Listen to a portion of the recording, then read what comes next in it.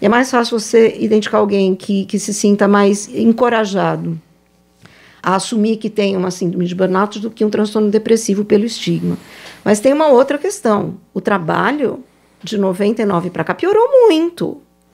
As condições de trabalho. As condições de trabalho pioraram muito. Então, se as condições de trabalho pioram muito, se o trabalho se torna cada vez mais cognitivo e cada vez menos valorizado, né, e invade a vida pessoal das pessoas. Quantas horas você trabalha por dia? Agora eu estou invertendo, fazendo pergunta aqui, né? Mas fazendo pergunta para os nossos ouvintes, né? Quem nos assiste aqui. As pessoas estão trabalhando mais densamente, mais intensamente e por jornadas mais extensas. Então, isso também tem feito os quadros de burnout aparecerem com mais frequência. Agora, acho que é legal devolver para você, Sérgio, porque essa caracterização, né, de quais são os componentes da síndrome de burnout pode ser interessante para quem nos ouve. Porque muita gente ainda, apesar disso, de ter ampliado a cobertura da mídia sobre esse assunto, ainda não tem muito claro, né, o que é essa síndrome, por que estão falando tanto dela, e muita gente pode se identificar, né?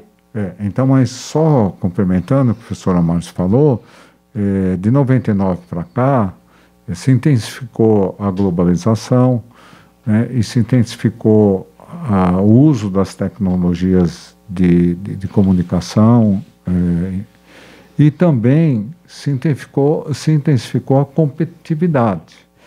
E as empresas, num ambiente muito competitivo, muitas empresas usaram do assédio moral organizacional como uma técnica de gestão de fazer as pessoas produzirem mais. Isso aconteceu no mundo inteiro.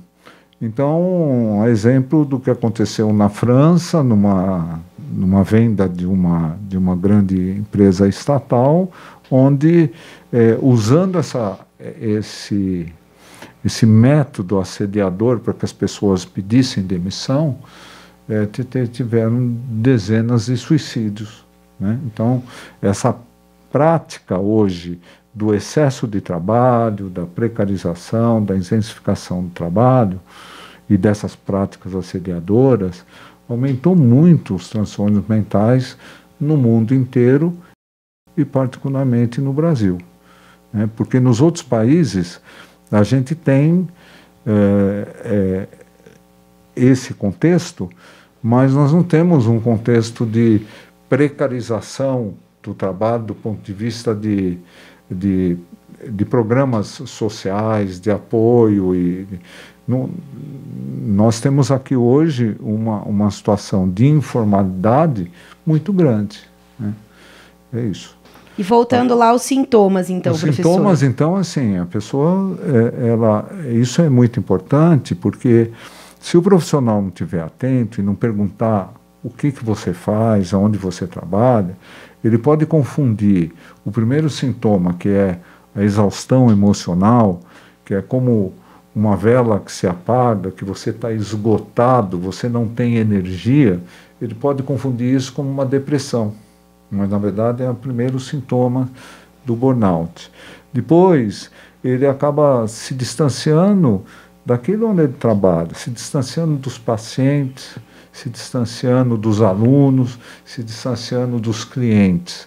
Esse é um outro sintoma, que é esse distanciamento afetivo. Depois ele acaba se distanciando dos colegas, da equipe, né?